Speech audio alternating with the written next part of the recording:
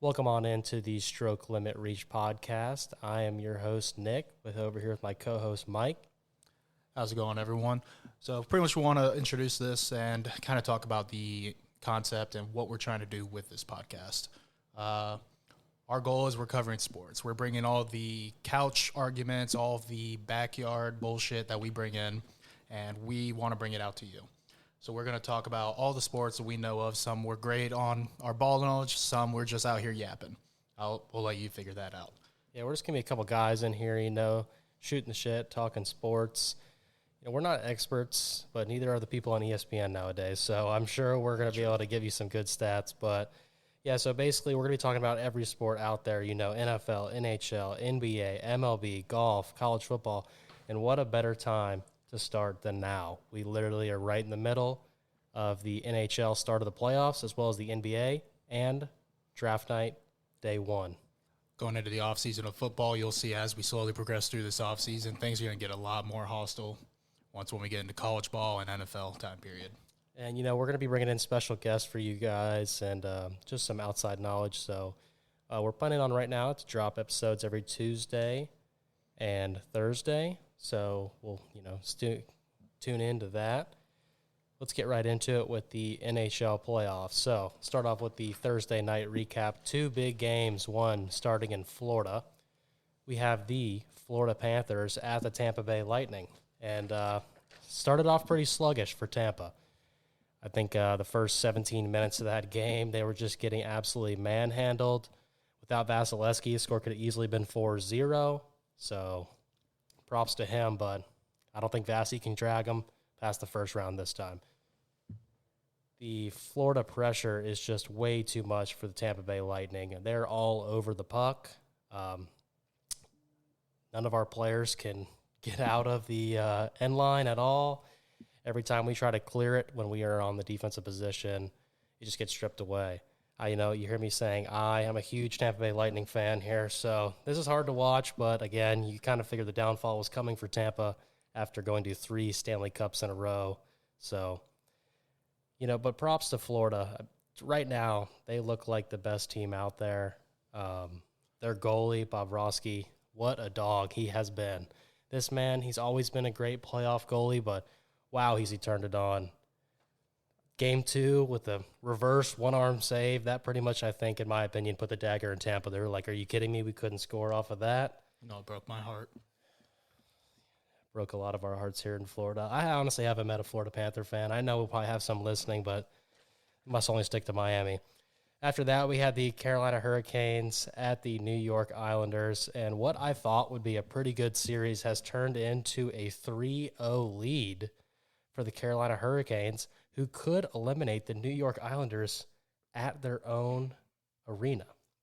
Kind of shocking to me. I mean, the Hurricanes just look so smooth and methodical on offense.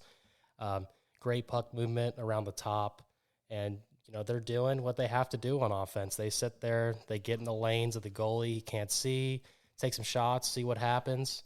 So props to them. They just are picking away at the Islanders, especially the Islanders have a very fast, aggressive offense, and they're able to weather that storm. But what the Islanders do good on offense by crashing down to the net, they do the reverse opposite on defense recently. They have been giving way too much space to the Carolina Hurricanes, giving these open opportunities, and, hey, let shooters shoot. If you're going to give me 10 yards of separation, I'm just going to start throwing stuff to the net, and you never know what happens, and happened a couple times in that game, some deflections and get in there. So Hurricanes sneak out of that one 3-2.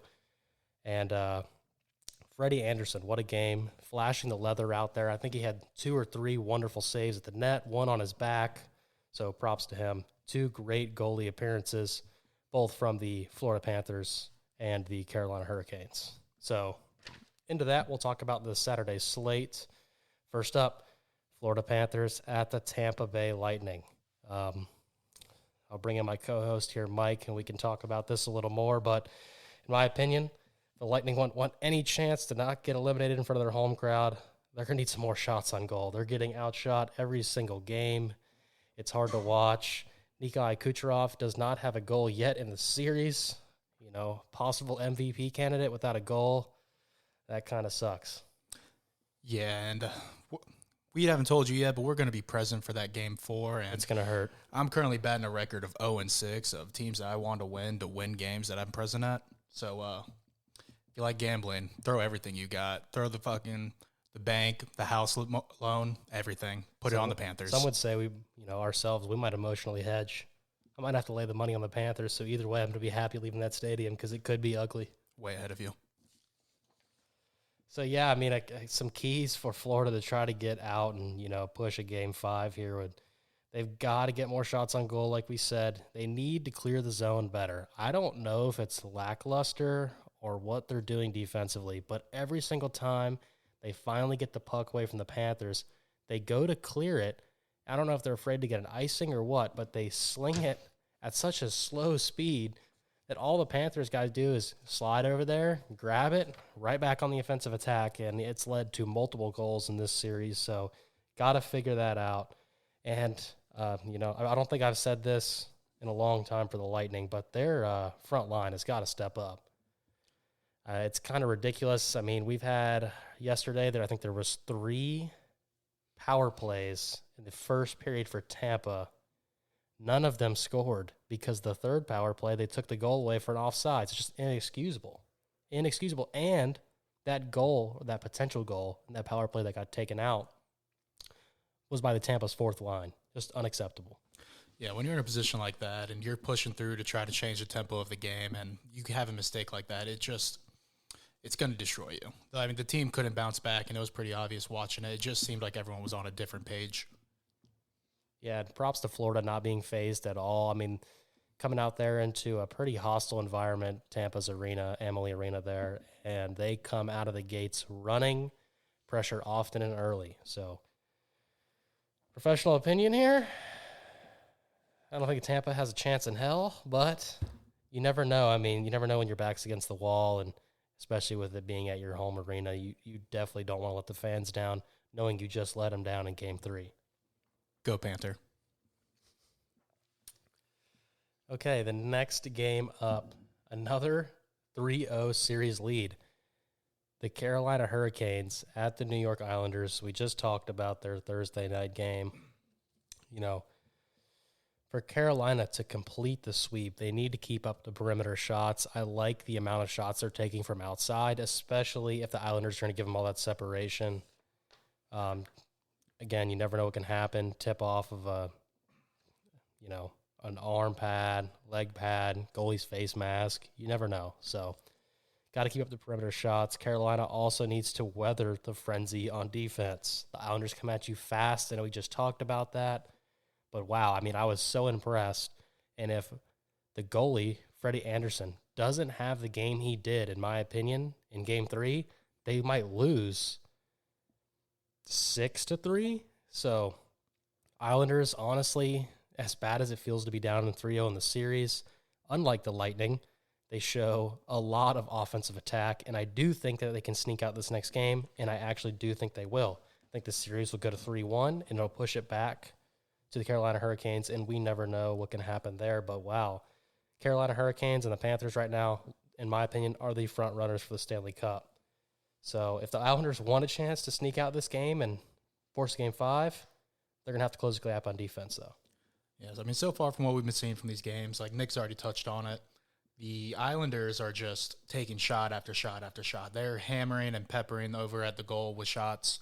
And, I mean, that goalie for Carolina has been doing his job. He absolutely not letting anything through. And the Carolina, he's already been talking about it. They've just been methodical. They've been touching up and they look like they're getting away with whatever they want at this point. It's a close game. They're both battling. Carolina's definitely the favorite. But, I mean, New York's not a bad team. They could easily pull one away here. I do think it will be either a sweep or gentleman's sweep. I'd give the edge this time. Probably, I think Carolina's just going to finish it out. I got one for you real quick. So, obviously we're living here in Florida. We're big Hard Rock bet guys. But while I roll into the next one, Boston Bruins at Tampa Bay Leafs, why don't you pull up the bets for the Hurricanes and Islanders? You would think here that the Islanders, just like the Lightning situation, but being a much better team at this point, the way they look, are going to come out swinging. And if they steal this, I'm curious to see if they are the favorite. Mike here is going to check. Yeah, so right now we got the Hurricanes as a 1.5 point favorite on the spread for money line minus 170, Islanders plus 1.5, and plus 140 money line. So right now Plus the Islanders are 140 the dogs. for the dog. Ooh. We're to get to our best bets at the end, but that might be on there. That's tough. I thought for sure, even though down 3-0 at your home ice. Kind of surprised that they're the underdog here. Next game might be the best series so far, especially after talking about the Panthers and the Lightning, which have been lopsided. Carolina and Islanders. Series is 3-0. I wouldn't say lopsided, all been tight games, but again, it is 3-0 series. But the Boston Bruins right now are leading the Maple Leafs 2-1. However, every game has been an absolute slugfest, so Maple Leafs, I think, could get it done. I honestly, even being down 2-1, I think that they could come back and win this, and that would be a great series win for Toronto. They've had a struggle in the past to get out of the first round lately. The Lightning, for the longest time, were their nemesis, so for Boston to be able to get out of this series, I think they need to keep the Maple Leafs from posting up down low. There's way too many opportunities where Austin Matthews comes down the ice, got a man standing there right in front of the goalie, just right to him, tap it in. They've got to do better than that. Get more physical. Get down there. Clear out the lanes for your goalie so he can see the puck coming. Honestly, pretty unacceptable. But on the flip side, if Boston can get rid of that, kind of just turns into the Tyler Matthews show, shooting from deep. So that's what does scare me if you are a Maple Leafs fan. But on the flip side, Boston has to also limit turnovers and fast break opportunities. You've got way too many guys who can skate down the ice super quick for the Maple Leafs. So way too many opportunities on the fast break and turnovers, obviously leading to those fast break opportunities. Maple Leafs need to keep up the pressure to force those turnovers if you're a Leafs fan and get Austin Matthews some open ice. Let one of the best players in the NHL have a one-on-one with the goalie. Usually it's going to go into your favor. So if they can keep doing that, that's going to be great for them. Leafs got to continue to crash the net. Like I said, if you're a Boston fan, you can't let the Leafs get down there and post up in front of the goalie. But on the flip side, if you're a Leafs fan, crash the net. Everyone converge when the puck is going down there on a shot. Second chance opportunities are huge in this game. The Leafs strive off that. So, keep doing that if you're a Leafs fan. And I like your chances to get out of this series. Bruins need to start fast. They looked kind of sluggish against Toronto. Came back to win this game, though. So, got to come off fast next game. And obviously, in my opinion, a game that Toronto should have won on Wednesday night, except for the fact that they keep sending Boston into power play opportunities. Keep your guys out of the bench, man. You give Boston, one of the best scoring offenses in the regular season, a 5-on-4. They're going to take advantage. They've had this entire series, so Leafs. Right now, we'd be talking about you being up 2-1 if you could keep them out of the power play opportunities. Again, if you're Boston and you want to take away another game on the road here at Toronto, you need a big game from your goalie, Swayman. Swayman had another big game. Maple Leafs had a lot of opportunities on the inside and the outside. Kind of sluggish, like I said, to start with in that game for Boston on defense. So he's going to have a big one if they want to come away 3-1 and go back to Boston to try to put it away. So what a great series that one is right now, though. Right now, the Maple Leafs are the favorites to win this next game. A little personal on this one. Fuck the Maple Leafs. Absolutely hate that organization. They're frauds. I will never forgive you for what you did last year to Tampa. Yeah, for some of you who don't remember, we were at that game, and I think at one point we were up 4-0, and we lost in overtime 5-4, so we're not going to talk about that anymore, but I can understand your pain. It's personal. It is personal. Finally, maybe the giant biggest upset so far in the playoffs is the number 1 seed, Dallas Stars, losing to the 4 seed wild card, the Vegas Golden Knights. What the hell is going on? Dallas comes in hot. Vegas has to push through at the end of the season to secure the wild card spot, coming off being the defending Stanley Cup champions. And all of a sudden, Vegas shows up to the playoffs, and they look like that Stanley Cup team from last year, absolutely dominating the game, finding ways to win, being resilient, especially for the fact that they're up in the series now 2-0, and they were on the road. So now Dallas, you're in a terrible situation. You're down 2-0 to the Golden Knights, the defending champs, and now you're going to Vegas. If they want any opportunity to move on and not be a first-round knockout from the number 1 seed, they're going to have to steal one here on the road, or they're done. As the 1 seed, you just can't give up home games like that. It's just putting you in a bad situation, especially when that team you're going against, even though they were the wild card, but they were the defending champs. You know they've been there before. They're feeling good. They're feeling hot. They feel like they own the playoffs right now. You just gave them 2 at your home turf. This might be a quick one for Dallas, unfortunately. I was big on them this offseason or this playoff season, but I think Golden Knights in 5. Yeah, I might agree with you there. If you are a Vegas fan, there's a lot you guys are doing good right now. I mean, Vegas continues to be good in transition. They find opportunities. They get turnovers. They generate these turnovers. They get the fast breaks. They are having all sorts of shots on net. Dallas, the one thing you do have going for you, though, is you can kind of see it wearing on them towards the end of game 2 is Dallas is being extremely physical. And that is got to stay up if they want to get deep in this series and win because, if you lose in 4, it's not going to come into effect. But if you start banging and banging on guys for literally 6 games in a row, you never know what can happen in that game 7. And if you're Vegas, you could win in 4. But if you're Dallas, you're going to have to get to probably game 7 to get this, being down 2-0 and going on the road now.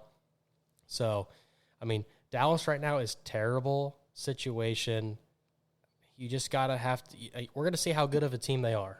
We're going to see right now, backs against the wall, if they're going to be able to make something happen or if they're just going to cave in and lose in 4. So they have to step up here, prove they're the 1 seed, prove why they're the 1 seed. If they don't come back now and they go down 3-0, call it wraps. Yeah, what an interesting NHL playoffs it has been so far, and that pretty much is our recap and our outlook for Saturday here. I know we're going to have some bets later on the NHL. Personally, I am like the Black Plague, so to be honest, if you want to make money, you might just want to bet against me. You'd probably go about 90%. So we'll get to that at the end, but right into it, the NBA playoffs here. I'm going to be honest, not a huge basketball guy, so we'll let our co-host here, Mike, take over the NBA playoffs Thursday night recap. Want to put out there before I start, not the biggest basketball fan. I watch enough to know what's going on, see what the pattern's going on. And I got some feelings about a couple teams and a couple players. Don't let him short-side you, though. This man, probably halfway through the season, since the start of the season, he's been on board with OKC, but about halfway through the season, I think this man put down some money on them to win it all. So he does know what he's talking about. So right now, starting off, we got the Thursday night recap, but we got the Cavs and the Orlando Magic. Cavs took the first 2 as the higher seed, both games at home. They looked good. The first game, I believe, was a 20-point win, pretty confident. Second game, 10-point win. But going into game 3, they came down to Orlando, and the guards for Cleveland, Darius Garland and Donovan Mitchell, just could not get it done. I think they combined for 18 total points. They just looked disheveled out there. Orlando absolutely blew it off the top. They had great performances from the young guys and Jalen Suggs and Paolo Banchero. Their supporting cast did well. I would like to see more from Wendell Carter, but it's hard when you got the twin towers of Evan Mobley and I call him Afro Man, Jared Allen, just sitting there out down in the paint. But, Orlando won 40 or almost 40 points, absolutely ran away with it. They'll be at home again on the next game, so see if they can even up that series 2-2. Who was the favorite of this series? Cleveland? Cleveland was for sure this favorite. Do you know what seeds they are? Orlando didn't have to play in, right? They won the last game or something like that to sneak in as the last team and to avoid the play-in. Orlando wasn't in the play-in. I know it was close, though, coming down to the end. They were the 4 and 5 seed, so they were both in there. Yeah, Magic, I think, had to win a couple games near the end of the season, kind of try to run away with it and secure that 5th play-in or playoff spot. Let's see. Moving on to the next one, we got the New York Knicks and the 76ers. Similar statement with this one. The Knicks being the higher seed, 76ers having to win one in the play-in. Knicks have just been good all year round. They've been all around a solid team with Jalen Brunson coming into his own and absolutely showing that he's a star player in this league. He's been absolutely balling out, and the supporting cast around him has just been pulling their weight. Knicks won the first two. Both games were rather competitive. I know I lost some money on game 2 on the 76ers. Absolutely blowing a 5-point lead with about 14 seconds left. What a way to lose there. I mean, I'm in the bar watching the hockey game, and I happen to look over, and I'm like, up by 5 with, 15 seconds or something that? It was, and you give up 2 threes? I don't know how you let that happen. I mean, I know they missed a free throw. I believe it was Kyle Lowry to put them up by 6, and then all of a sudden, things just started going. Dante DiVincenzo just came out with a clutch bucket, forced a turnover immediately after, and then I think he put up the second one as well. It was painful to watch. I thought I won money. On a side note, did you happen to see the TikToks and stuff going around on Twitter about it was the meme of, I swear to God, every time the Knicks win a game, it's like they've won it all out there in the streets. You got people climbing light poles and shit. I mean, It's a game 2 win, folks. I mean, you could still lose the series. Oh, yeah. Especially with every game being as competitive as you are. So, hey, I'm not going to knock it, though. Unless you're Philly, then, grow up and stop burning your city down when you win. But I fucking hate Philly sports. But no, I mean, the New York fan base they're fun to watch. I remember a few years back against the Atlanta Hawks, they were smoking that Trae Young pack the entire time. They were absolutely just having a ball with it. It's fun to watch. For this one, I know recently Joel Embiid just got diagnosed with like a case of, what is it, Bell's palsy? Or yeah. We'll have to look it up. I don't think it's Bell's parsley. I don't think it's a nutsack with some parsley on it, but Bell's palsy. They said they're going to play him through it, but I don't really know what to expect from it. I'm probably going to check out Joel Embiid's individual game lines. Because I know the last game, I believe he put up 50 points. Do we have an update? If he's playing or not? I'm pretty sure everything I saw said he's playing. He's playing just with a droopy face? He's just going to push through. I don't know how that's going to work, but put up 50 points in their last game and a win to put the series up 2-1. So we'll have to see what they can do this time around. I'm curious to see, though, if that changed the line at all. That's what I want to look. If it lowered his line, I mean, I might say, fuck it, just hammer is over. I mean, you want to look it up real fast? Yeah, let me see what we got here. We've got, the Knicks being up 2-1. Oh, where's the next game at? It's in Philly now, right? Yeah, it's in Philly. So with it being a home game, you'd think Philly, especially being competitive in 1 and 2, and then winning game 3 at home, they would be the favorite. So I'm curious, are they still the favorite? Yeah, Philly's the 5-point favorite right now. Going in, it doesn't look like we have any player lines yet for the game, so I'll have to update. Yeah, their game's not till Sunday, so I'll have to check that out tomorrow. But, I mean, right now, from what we've seen, it's been the Tyrese Maxey and Joel Embiid show for the Philly. Their supporting cast, like Tobias Harris, is supposed to be their number 3 guy, and he just has not been showing up yet in this series at all. They need him to pull his weight. They can't rely on Tyrese Maxey putting up 30 and Joel Embiid putting up 50 to win games. It's not going to keep going.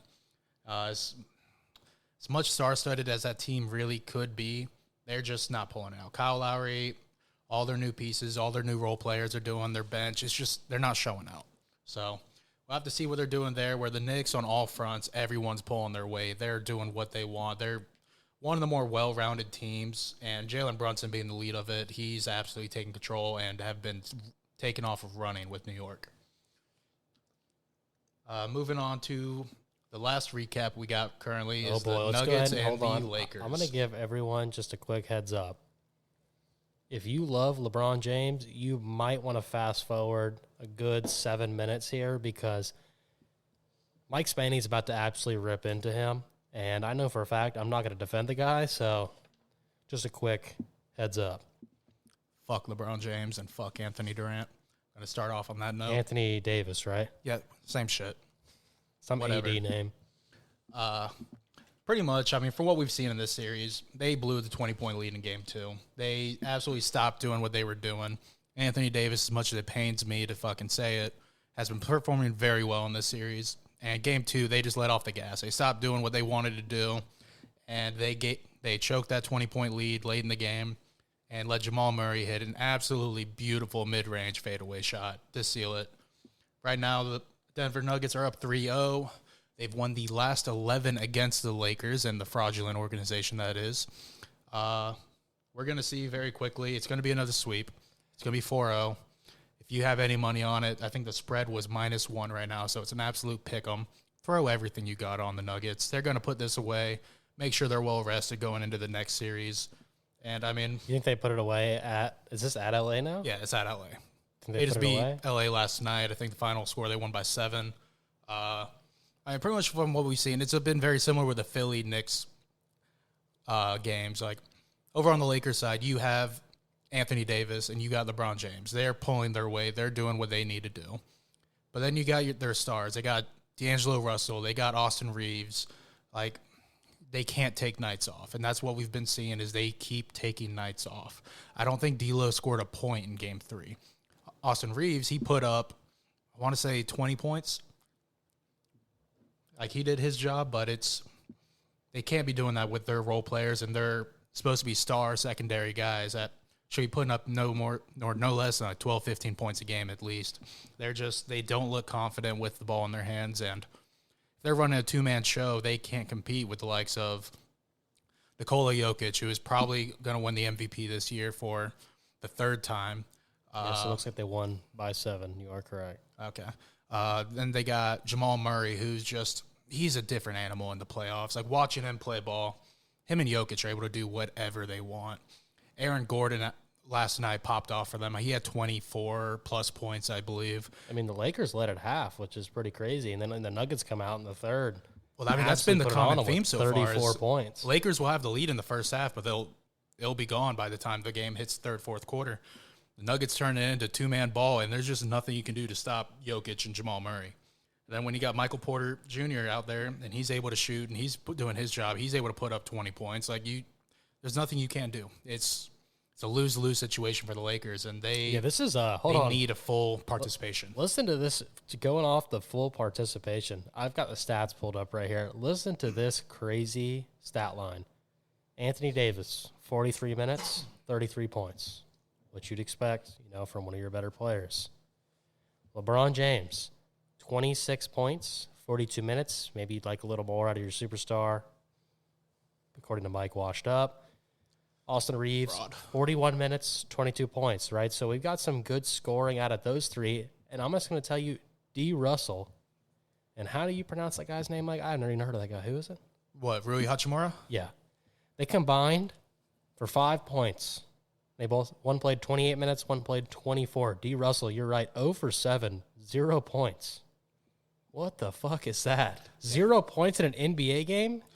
That's what I'm saying. That's what you see with a lot of these teams now, and you're going to keep seeing this theme in the playoffs. Like, these guys that rely on their 1 and 2 star players, and they just don't have a consistent supporting cast. Like, the Nuggets built themselves where, like, their stars is by far Jamal and Jokic. Like, those are their 2 guys. But the supporting cast surrounding them and helping them out. Yeah, you ready for the starting 5 here for the Nuggets? 29 points, 20 points, 24 points, 22 points, 5 points. When you're that even across the board, it's pretty hard to defend them when everyone can score. Yeah. Lakers, you just cover those 3 guys. That's it. I mean, off the bench, they got one guy with 7, one with 8, one with 4. So there's nothing even to worry about if they're not on the court. Yeah, and like when you're only having Austin Reeves or D'Lo coming out and performing in the game, it's just hard to win. You need both of them to be out there. You need both of them actually doing something.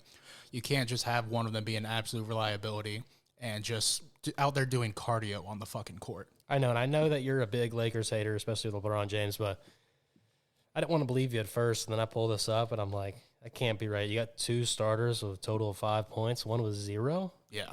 It's abysmal. If I saw some guy, especially with being Russell, 0 points, I thought he'd get hurt if they didn't show me how many minutes he played. Yeah, I think the dude still played about 30-plus minutes. Yeah, he played 24, and that's only probably because he was breaking everything up. Yeah, they probably put his ass down. But, I mean, at the end of the day, I hate the Lakers. LeBron James, he's old. He can't do it by himself. Can't do it anymore. Couldn't do it in the first place while he's 4-6 in the finals. Anthony Davis, he's one of the most absolutely body made of glass stars I've seen in the NBA. I can't stand the dude. I know this year he's been probably the most healthy he's ever been, and too little, too late. They can't build around him. They can't rely on him to do everything. Austin Reeves, young guy, out there balling occasionally, out there dropping goose eggs on the other nights. D'Lo, he can't figure out if he's a rising star in the game or if he's a fucking role player. He can't figure it out. He takes days, and he just rotates back and forth. Nuggets in 4. That's tough. Going in next, if you want to talk about some of the other series, just do a quick recap of those. We got the Celtics and Heat, which is, to me, exciting to watch. I am by no means a Heat fan, but Timothy fucking Butler is that guy, and I know he's hurt, but that team absolutely revolves around him. Like, that dude's presence, even on the sideline, motivates that team, and I can't explain the hatred that Miami has for Boston. They've been an absolute thorn in Boston's side when they've been one of the better teams in the NBA for probably the last 5+ years, and the Heat just find a way to take them down every single fucking time. It's beautiful to watch. The Celtics, they started the game 1-0. Miami, and they were game 2. Miami was 14-point underdogs, and they shot, I believe, a record 23 threes made, and beat them at Boston for game 2 to tie up the series 1-1 without Jimmy Butler, without their star player. Like, the supporting cast in Miami, they all are able to rise around. Like, even last year we saw it. Jimmy Butler was pulling those guys through in the first early couple series, and then you saw shortly going into the conference finals, and I think even the second round, like, a lot of those role players, dudes that you probably never even fucking heard of, are out there leading the team in points, out there absolutely driving the offense. And when those dudes get motivated and they start moving around the court, doing what they want, like, you can't stop them. My hot take, honestly, just keep putting money on the Heat. I think with game 3 coming up, first game in Miami, we could see Miami take a 2-1 lead, which is unexpected. I know game 2 for taking the Heat money line, I think it was like plus 1,200 odds. So if you were able to cash in on that, I'm proud of you. I think to take the series, it's still plus 3,000. So little hint, just drop a couple bucks on it. Going into the next one, Bucks Pacers. I believe Giannis is still out. I'd have to check on that update. I know they're expecting him to come back. I do believe Giannis is out because I think I got a notification that it affected the money line. Mm-hmm. So I do believe he's still out. I can check on that. Yeah, I know a couple days ago they said he still wasn't able to run or even participate in scrimmage. So I'd expect him to probably sit out for, if this game goes to 7, probably up until game 7 at the best. He might be sitting this first entire round out, though. Currently 1-1 series. Bucks are the high seed. Pacers are the bottom seed. Going over to Indiana in the next game. And, I mean, it's another case of you got the Bucks, which is Dame Lillard and Giannis. Dame's an old man now. Giannis is out. I can't in my right mind put money towards the Bucks to confidently think they win. I'd say for the series, they'll go to the Pacers. I think it'll probably go to 6 games. Young core of the Pacers, absolute scrappy motherfuckers. They will find a way to win, and they will battle the Bucks every single game. Then you got the Thunder and the Pelicans. Easy sweep, going to keep it quick. Pelicans lost Zion in the play-in game. Absolutely hurt. They were managed to keep it close game 1, but game 2, watching it, it was just poetic basketball. The Thunder did whatever and whenever they wanted. The Pelicans couldn't keep up. Like, they tried. They started off hot. I think by the time half ended, it was probably within a 10-point game maybe. But Thunder just ran away with it. Very upset, though. Jonas Valanciunas absolutely scoring the first 11 points, destroyed all of my parlays. I had that man going under, and he decided that old man wants to break out for a few minutes.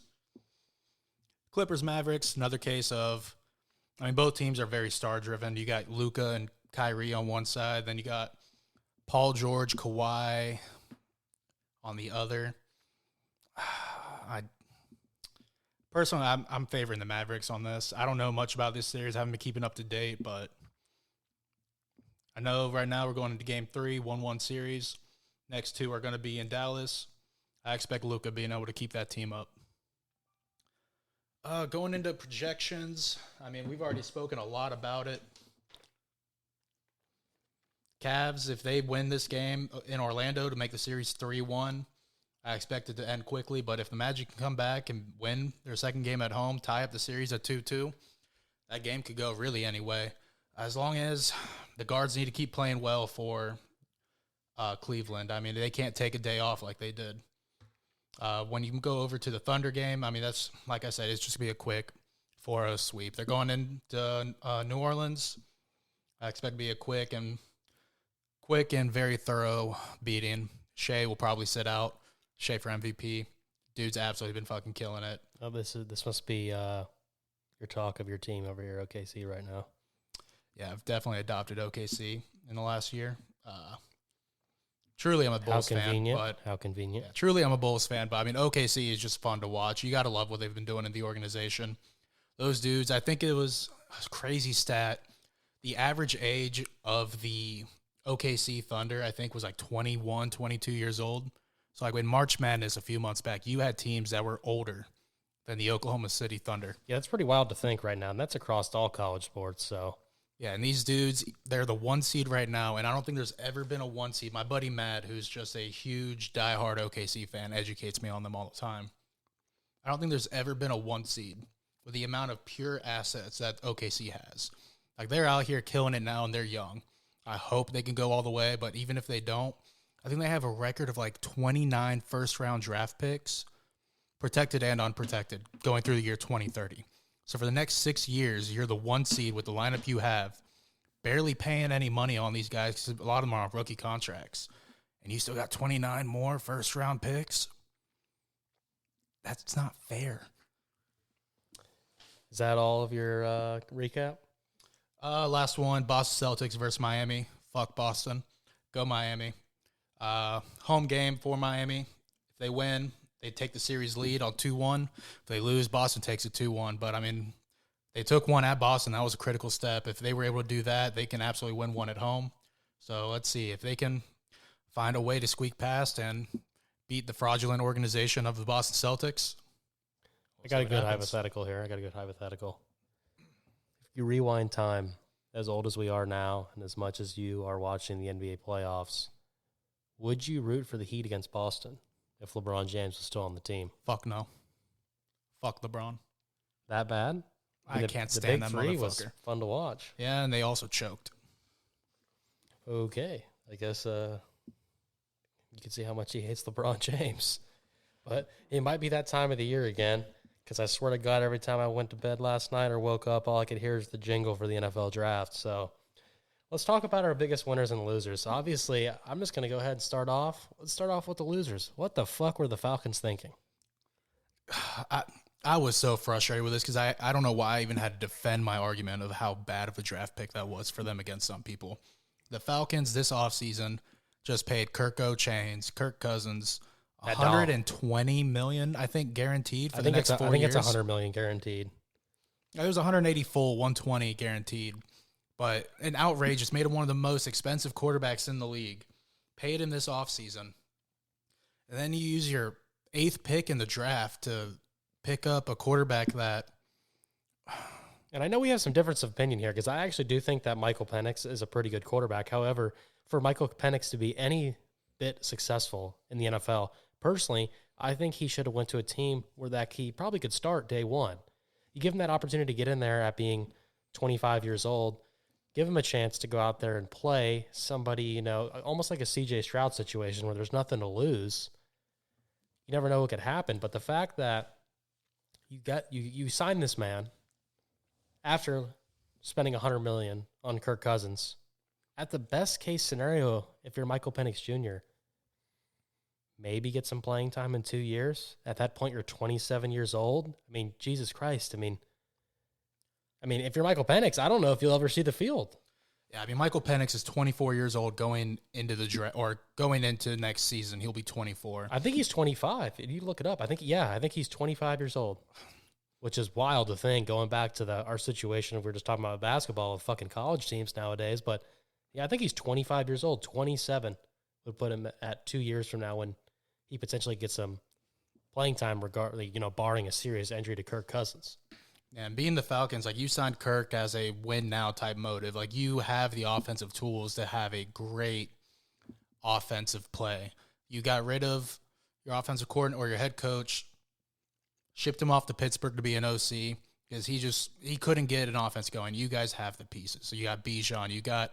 at least with the Bijan pick, in my opinion, he was the best available. He was the best available. There's a lot of critics talking about, first round, why do you pick running back situation? But again, he is a good part of your offense. He does create a lot of plays. He was the best available. You literally took a quarterback that's 25 years fucking old when you have a $100 million starting quarterback. And then coming out of the Kirk Cousins camp, they supposedly told ESPN that they had no idea they were signing Michael Penix. No, they found out as they were drafting Michael Penix. I think they said the ownership or the GM called Kirk and his team as they were putting the draft pick in, and it completely threw them off guard. What do you think that does if you're Kirk Cousins? You probably have little faith in your organization when they say, hey, Kirk, you're a great quarterback. We want to sign you for $100 million. Psych, 2 months later, we're taking this young talent that had a chance to win the Heisman Trophy. Quote-unquote young. Yeah, quote-unquote young, probably. I mean, he's fucking older than AR and CJ Stroud and the guys that were all drafted last year. Yeah, but I mean, that was the theme with a lot of the QBs in this class. A lot of them are old. But I mean, in general. I have a funny question. How old is Joe Burrow? Is Michael Penix Jr. older than Joe Burrow? No, I don't think there's a chance because I mean, Joe Burrow was still in college for a little minute. I'm telling you right now, Joe Burrow was at Ohio State for 2 years. He's 27. He's 27? Yeah, he's 27. Because he's also been in the league now for like 3 or 4, probably 4 years now. What about Oregon's guy? Herbert? Yeah. Herbert, he might be. So I know Michael Penix, the famous clip been going around, Michael Penix throwing a touchdown pass. Or no, sorry, that was Jaden Daniels. Justin Herbert is 26 years old. Let's go ahead and settle this right now. How old is Michael Penix Jr.? I think right now he's 23 and will be 24 when the season starts. I believe that's what I was saying. You are correct. He is 23 years old, born in the year 2000. Yeah, he'll be 24 by the time the season starts. So, yeah, he's going to turn 24 on May 8th, so a couple days. Yeah, and you got a win-now team that has all the offensive pieces with Kirk Cousins running the show, and instead of using your draft pick... Michael Penix Jr. is not going to help you tackle anybody. No, I mean, that defense in Atlanta, I think the most sacks they were able to get on the defensive edge last year was 6. Like, they needed an edge piece to help solidify that pressure and to try to give their offense a chance to run away with games instead of going into shootouts. Now they actually have a competent QB behind the helm. And drafting a guy at top 10 just to let him sit on your bench, you're telling your starting QB that you just paid that either you're gambling on him getting injured again or him underperforming so you can start this guy. Otherwise, your worst case scenario right now is Kirk Cousins for the next 4 years, but he's never able to get shit done because you didn't build a team properly around him. His contract's done. He retires because he's getting a little old. And now you got 28-year-old Michael Penix to take over the reins, who's never played an meaningful NFL snap as a starter. And hoping he's still under contract with you. Not even that. And he's injury prone. So he waits all this time for Kirk Cousins to do his thing, gets out there, I hope the best for the guy, but what if he gets injured and all of a sudden now you're just back to that shitty organization you've been in the last couple of years? It was just a disappointing pick. I mean, the last 3 years. The last 3 years they have been disappointing, but the other 2 picks at least are needs and good players. I mean, yeah, they were definitely best available guys. I mean, Kyle Pitts, who was an absolute animal in college, like he's underperformed in the NFL, but that was mostly due to usage and how they try to use him. I'm thinking he might have a big year this year with Kirk Cousins. Yeah, I mean, they got a new offensive coordinator, they got a new head coach. Hopefully, they can build a system around him because that dude is a fucking freak. Like he's an absolute freak athlete. So maybe they can build around him. But I mean, they picked him. I want to say with like pick 12 It was pretty early, yeah. For a tight end. And then the next year they picked Bijan when, as great as Bijan is, they had 2 different running backs put up 1,000-yard seasons just a few years prior that were still on the roster. So it's like he was the best available player, so I can't take him down on that. But at the end of the day, it wasn't a position in need. Like at some point, you need to get the guys to help out your team the most, not necessarily just the dudes who are going to put up great numbers.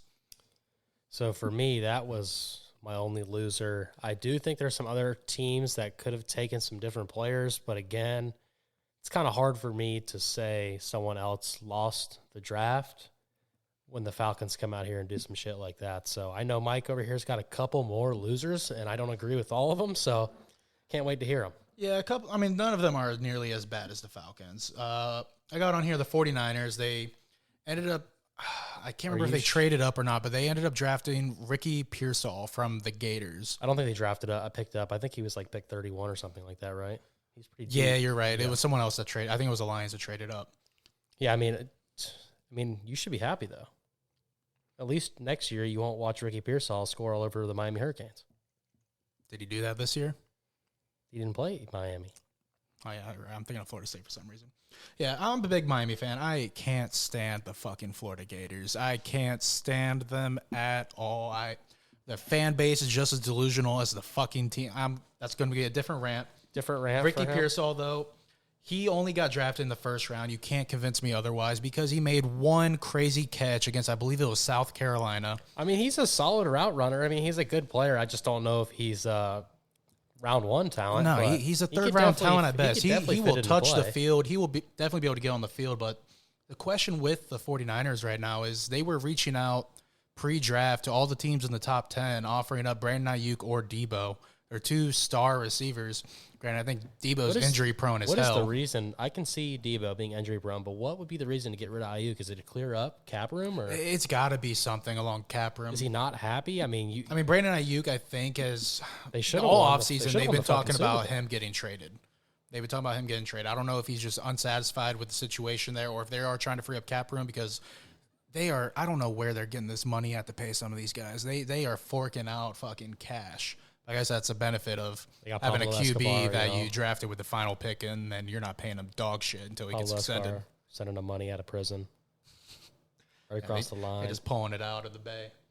But I mean, at the end of the day, Ricky Pearsall, it wasn't a need for the team if they keep those two guys. If they end up getting rid of them, I understand trying to go for a wide receiver. But he's not going to be what you expect Debo to do. He's not going to be able to replace either one of those two guys at their role. And I just think he was a bad pick. He's a dude that would have been available in the second round, in the third round. Like he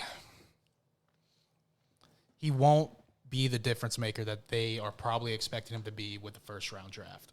It wasn't really a big loss since they picked 31, but I think it was just a reach that is unnecessary, especially with the question marks around their receiving room right now.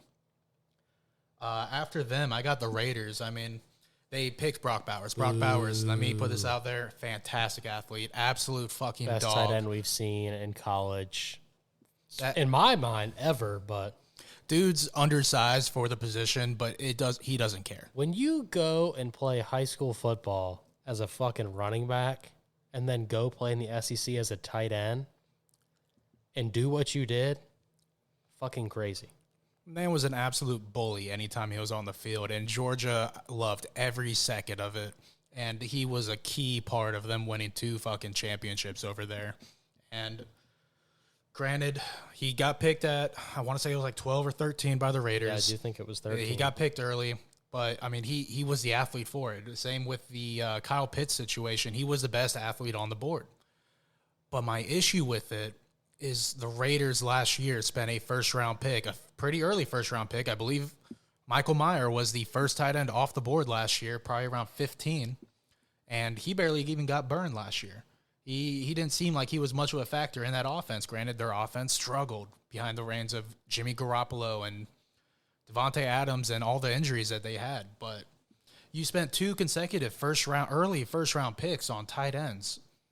You have so many holes on that offensive line, on that D-line, on the defense in general, and you don't even have a quarterback. You have, I want to say Sam Howell got traded there this offseason, but then besides that, you have Gardner Minshew, who I'm a fan of just because he passes the vibe check. But outside of that, I don't want him to be my starting quarterback. I just can't believe how bad the Raiders have been recently. I mean, they were pretty decent when they had Derek Carr there, and it has completely fallen off the table. They just fell short a lot. They had a lot of management issues and a lot of like who was the guy that got arrested?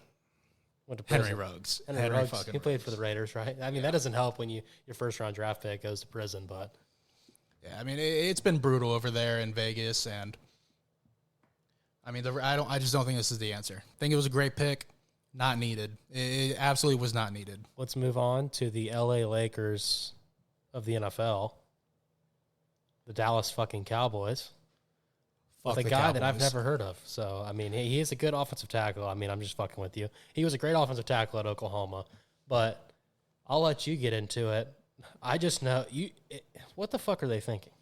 So they started this offseason going out, and they keep chanting that they're going all in. Like, they're going all in on a push. They're going to fucking win it all here soon. Like, same shit we hear all the time. But they made it very well known that they were buying all in. Then free agency hits, and they were quiet. Every other team in the division, every other team in the conference, every team in the NFL were making moves, moving people, signing, trading, cutting, doing whatever they can. And the Cowboys didn't do shit. I think they re-signed their punter. I think that was the only contractual move they made in gaining people. They did not extend Dak Prescott, who came coming off, as much as I hate the guy, is coming off of a MVP caliber season. Like, he was in the running, in my opinion, and I don't think the argument between him and Lamar Jackson for it was very far apart. Dak Prescott did amazing things over there. But then you also got CeeDee Lamb, who is up for a contract extension, and I don't think he got one. Micah Parsons, there's been a lot of rumors floating around that he's no longer happy in Dallas. Speaking of Micah Parsons not being happy, did you see the post on Twitter of where he was on with, I can't remember the guy's names. They do a podcast, and he's sitting there on the couch, and they're doing a live stream of the NFL draft, and he looks all excited. The Cowboys are up to draft. He was with C.J. Stroud. Yeah, C.J. Stroud, and who was the other guy, the actual host of the show? Oh, God, I didn't know there was a third guy. Yeah, there's the guy that was, like, commentating in there. Sure as shit. Tyler Guyton gets selected, and you can see this guy over here so dejected. He almost slid down in his seat. His mouth almost was wide open. And for the fact that he's already not happy, and then you pull some shit like this, which I'm just going to go ahead and say, Tyler's a great player. He's a freak athlete from Oklahoma. He's 6'8", over 300 pounds, has a lot of starts at tackles, played left tackles, played right tackle, played a game at tight end. He is a great player. I don't think it's so bad that the Cowboys picked him. I think it's more troubling that you did what you did in the offseason and then picked the tackle. I mean, tackle is one of their big needs. Tackle. Yeah, tackle is one of their big needs right now because their O-line, which used to be best in the country, they're getting old. They're getting injured. They're losing pieces. Like, they needed an O-line. That's not the issue at hand. It was, you're making the comments going all in. It did nothing in free agency. All right, cool, whatever. You got the draft. But then they traded back twice to get this guy. I understand if that's the guy you want, cool. But, I mean, there were better players on the board. If you're going all in, why are you not trading up in the draft? Why are you trading back twice to go pick up this tackle from Oklahoma, which was like the 7th rated tackle in the draft? It's just a question mark to me. And I'm a New York Giants fan, so I enjoy seeing Dallas Cowboys and being in absolute shambles. But it just doesn't make sense. I'm sure fans all over the world right now are just rooting for Jerry Jones' downfall. It's puzzling what the moves that they've been making or trying to make, or lack thereof, I guess. And on my final one for the losers, hot take, might piss some people off, probably will.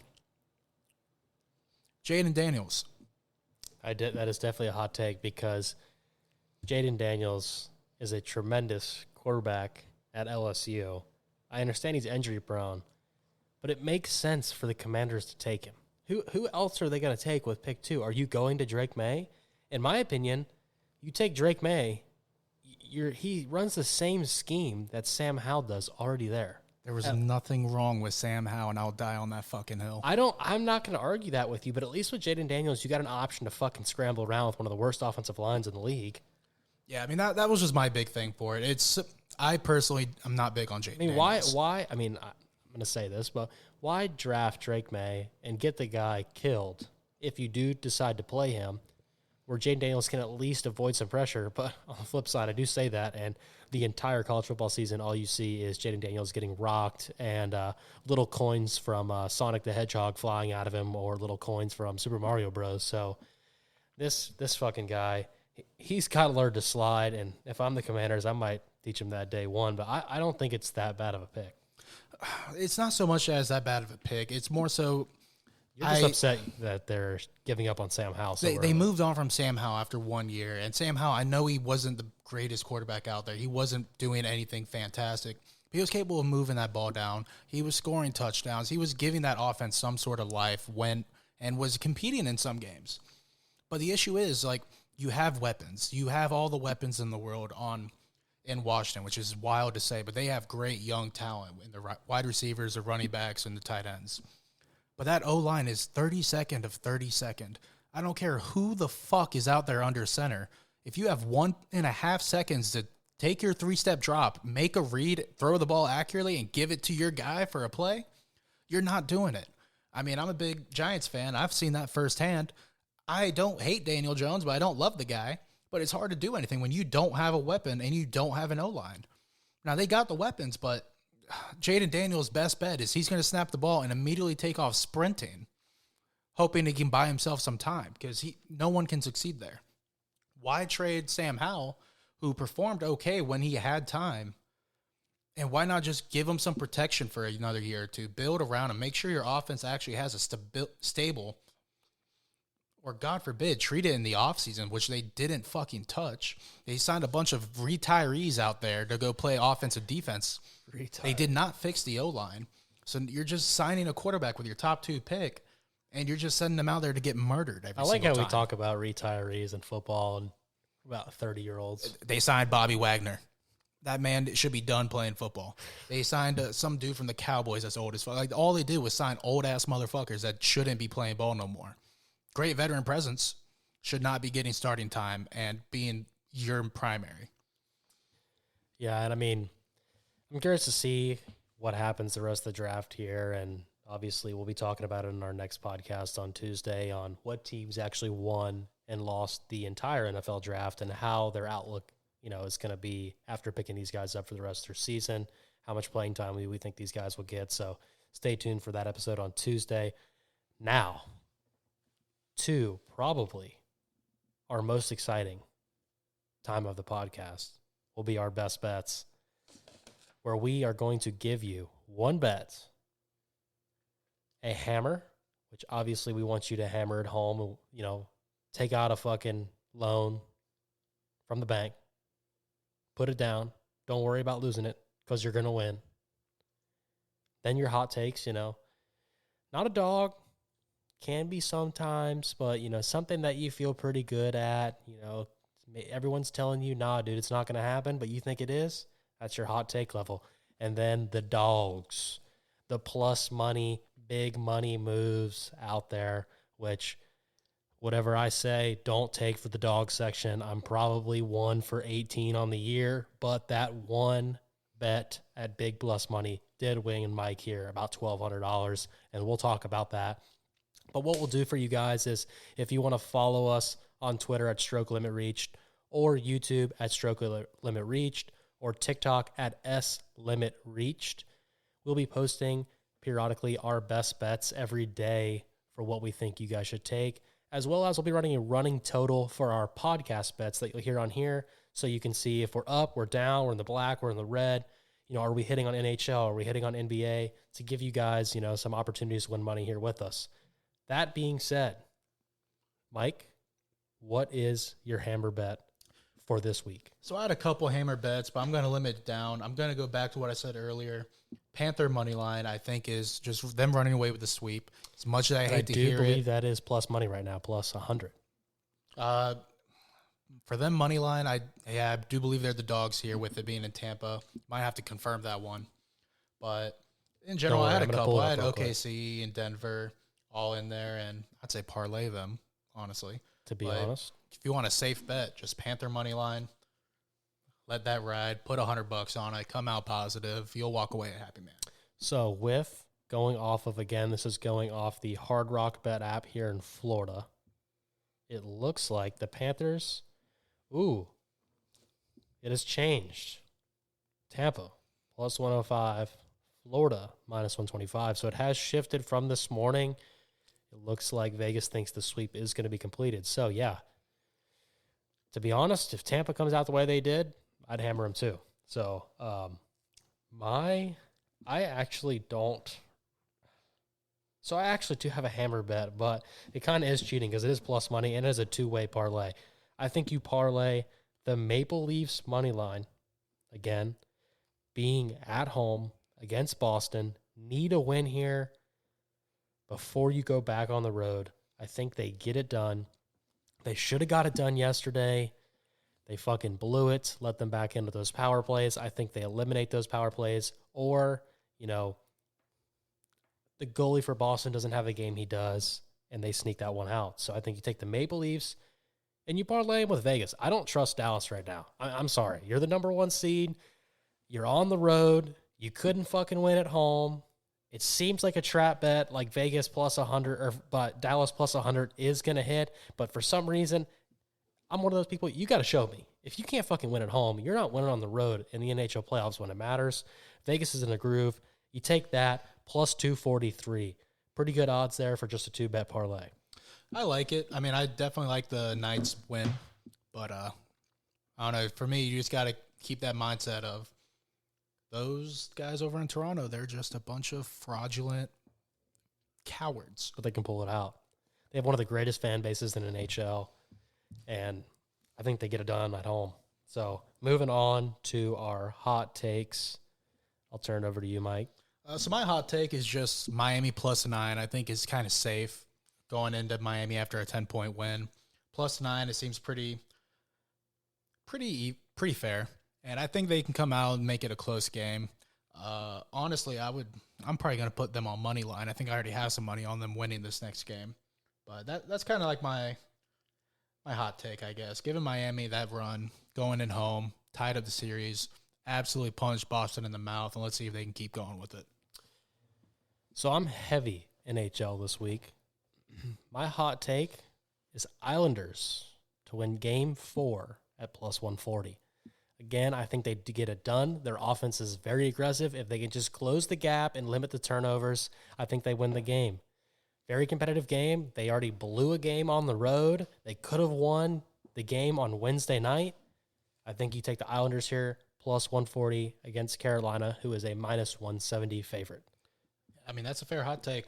Every game has been a battle. It's been very close, and it's just come up short. We're just betting on that they actually put it together for at least one game.